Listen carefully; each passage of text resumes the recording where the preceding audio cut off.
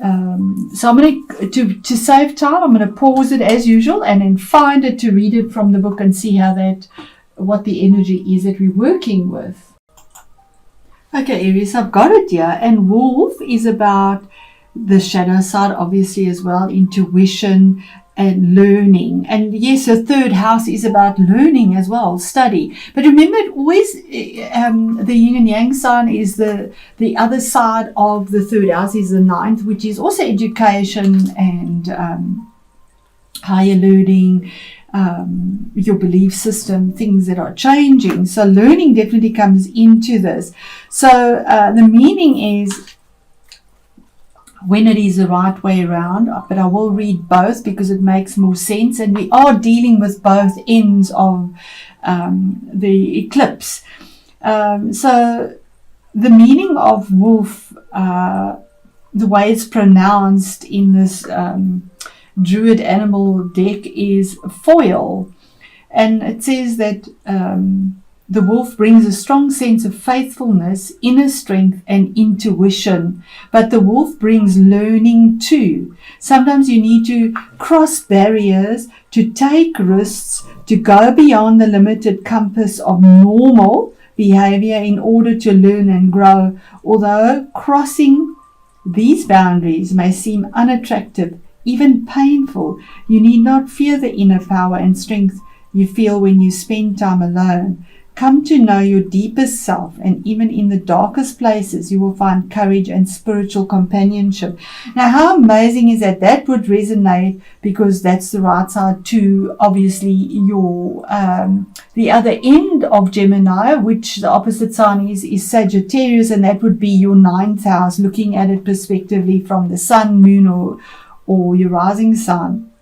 The reverse meaning, which is how it came out and which would resonate with where the eclipse is in Gemini, and that is, you may need to come into a new relationship with your sense of aloneness in the world. Behind a fear of loneliness may lie a fear of your own inner strength, fierceness and power. Learn to trust this and to come to know your deeper self. Through dreams and intuitions you may come to learn more of the hidden side of your being, which is sometimes called the shadow. As well as there being lone wolves in the world, you should know that the wolf is a faithful animal which often mates for life. In tradition, it is considered lucky when a wolf crossed the path of a bridal party, precisely because of this faithfulness. Even though you may need to spend times in your life alone, you should know that you will also have times of companionship and togetherness. And this resonates so for me. I have my moon as well as my sun in Aries. So this absolutely resonates for me. My rising sign is Pisces.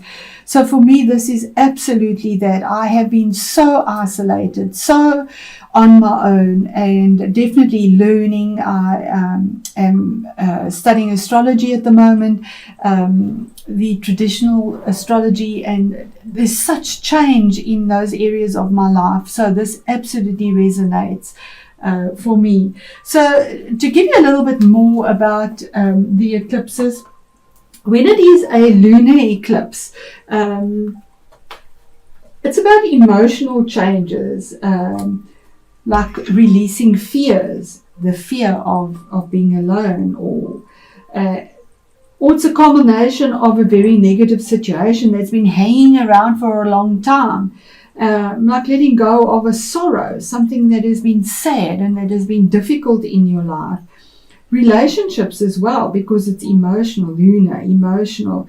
Releasing a negative habit maybe in a relationship that you possibly have, because these eclipses bring in things, and at the same time they also release things. And we have, okay, so I was just checking on my solar fire here, and we have the North Node in Gemini. So it definitely is, the North Node is slightly more positive. It's where you're going, where you're growing. And releasing attachments, or releasing an attachment, would possibly be a thing that is felt on the inside because it's a lunar.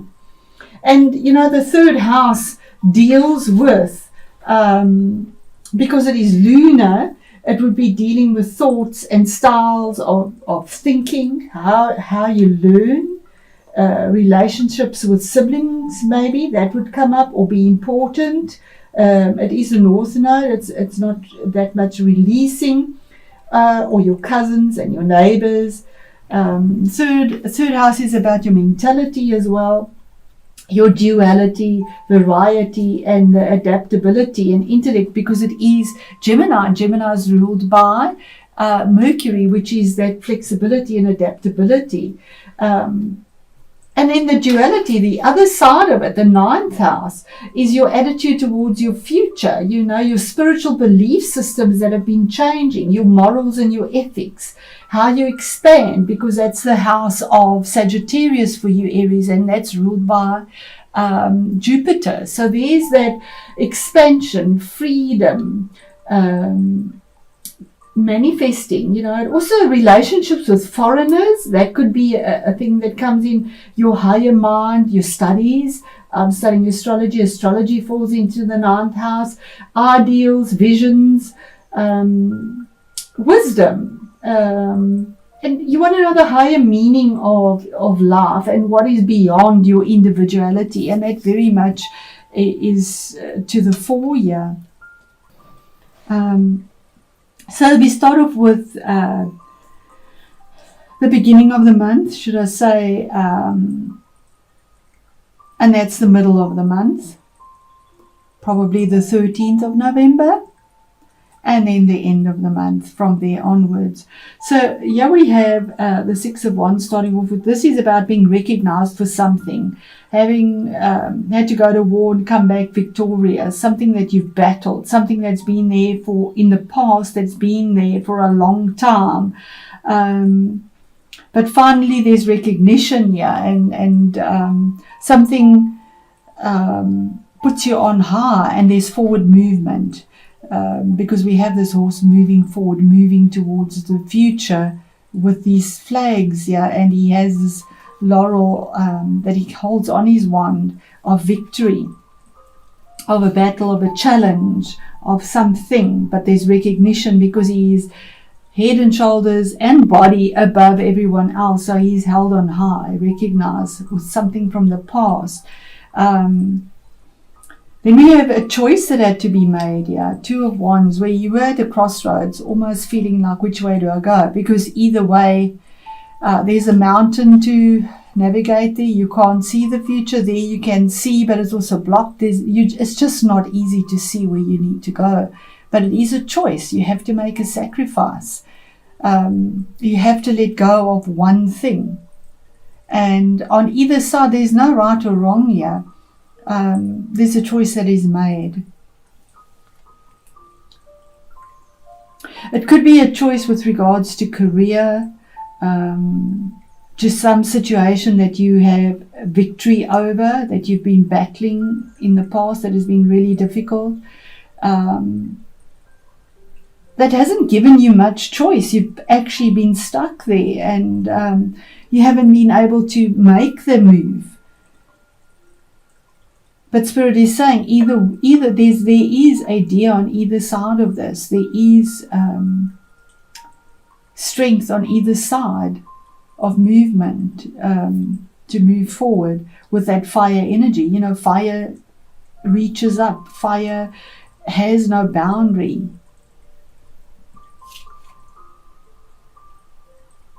Then we have the King of Cups. So the King of Cups could be your own energy or somebody you're dealing with. This could, we are in it's Scorpio energy. It could be a Scorpio as well because it is a water energy. But it could be either of the water signs, Cancer as well as Pisces. It could be somebody that is coming into your life to assist you with something and to change something here that you've been stuck in, that has been difficult, that you're being recognized finally for, or fighting for the recognition, and then a choice that is made. And this person comes, there's Saturn here. So Saturn, this is something that has endured for a long time. This person comes from the heart, or is strategic, diplomatic, makes changes on the outside. He is a king. For me, kings make changes on the outside if it's not a person. It's something that is emotionally fulfilling, but changes you from without as well, not just within.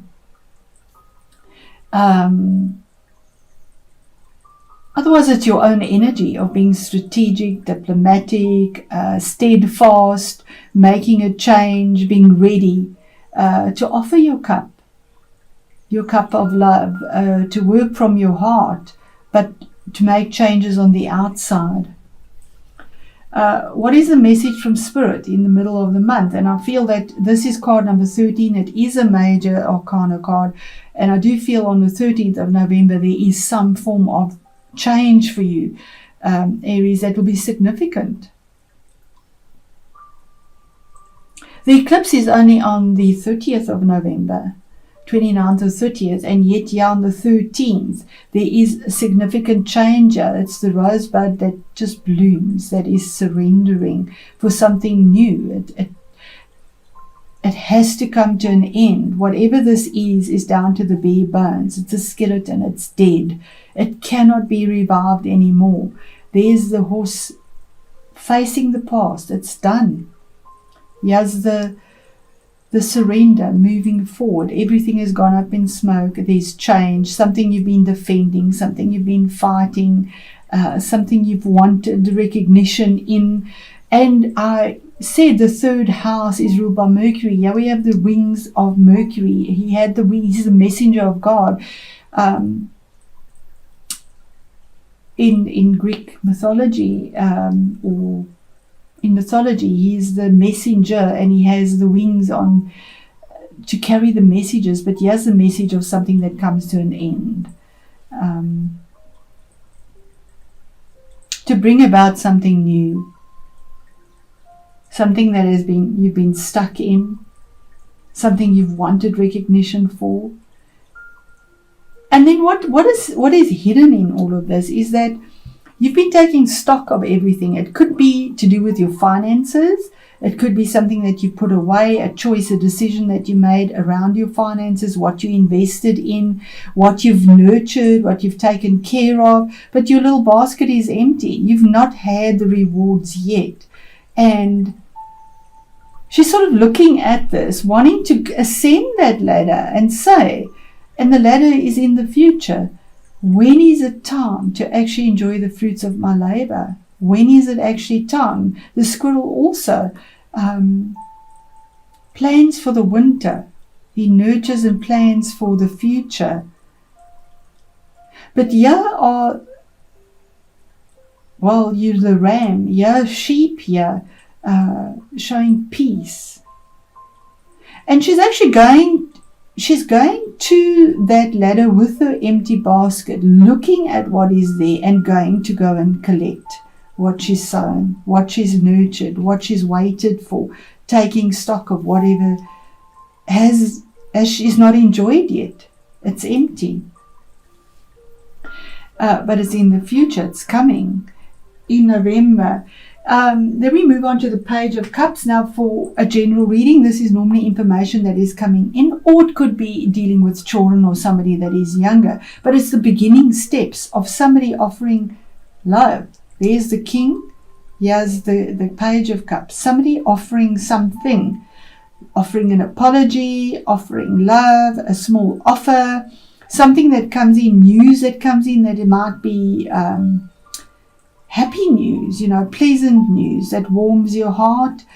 We do have Ivy creeping. Ivy is, to me, is Saturn. It creeps along, it grows, it's slow, it's steady, and reaches. It keeps on reaching. He's also looking to the future. He's not looking at the offer. So you could be offered something, or waiting for an offer to come in still that hasn't come in yet. But here's the Star card. Card number 17, which is an 8 in astrology. That's a 4 for foundation to be built, because something has to end for something new to start. It can't start until it ends. And here's our 8. which is that power number. This is healing, hope, something that you've pegged your hopes on the stars. Maybe you've been ill. Here's your healing, being guided by the stars, just letting go of everything that doesn't serve you anymore, not worrying about it, not even in your vulnerability. She's sitting here on her knees, just letting go. She's completely brought down to her knees. It is the card of Aquarius as well. You could be dealing with Aquarius, or it could be Aquarius is ruled by Saturn as well. That something that Saturn has endured, you've endured through, and this would be Mars here because of Scorpio. Saturn and Mars are two malefics.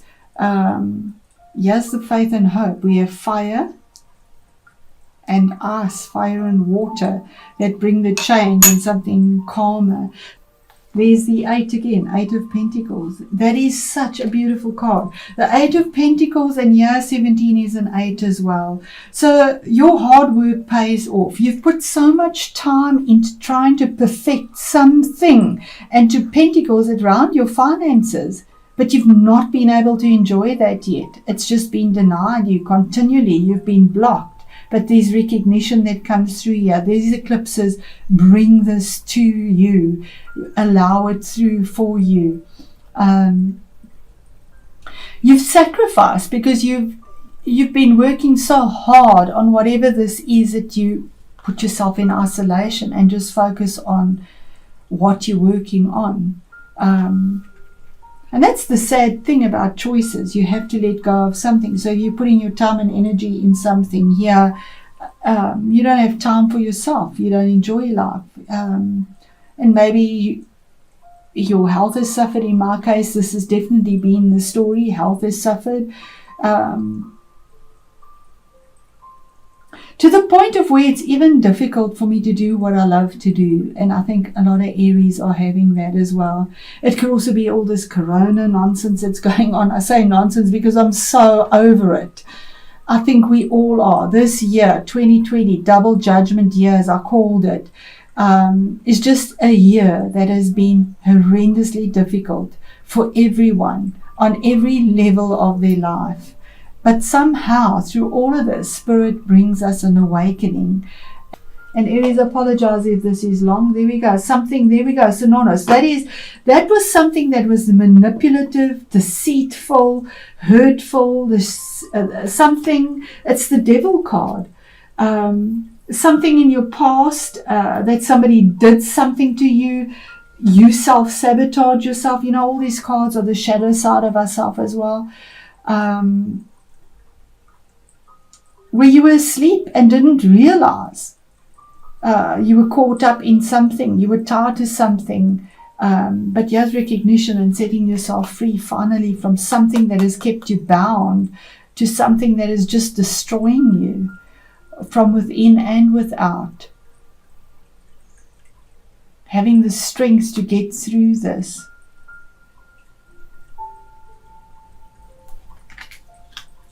So with that, Aries, I'm going to end this reading and say thank you once again. And thank you for your comments and for your time to view this. I really appreciate it. And I wish you all the best. My heart is with you. I know how difficult my story has been, and I will share that one day with you, possibly after November, once all of this comes to an end, because it is time for change. It is time for things to end. It is time to actually reap what you've invested in and get the healing that we need, and to have the victory over something that has completely just blindsided us, manipulated us, allowed us to self-sabotage ourselves without even realizing it. We are human. You know, we have fated things, but then we also have willpower, which is things that our choices that we make ourselves, and our choices have not been honoring to ourselves. And, you know, the universe comes in and clears it out to start something new with the healing. So Lots of love to you, Aries. Thank you.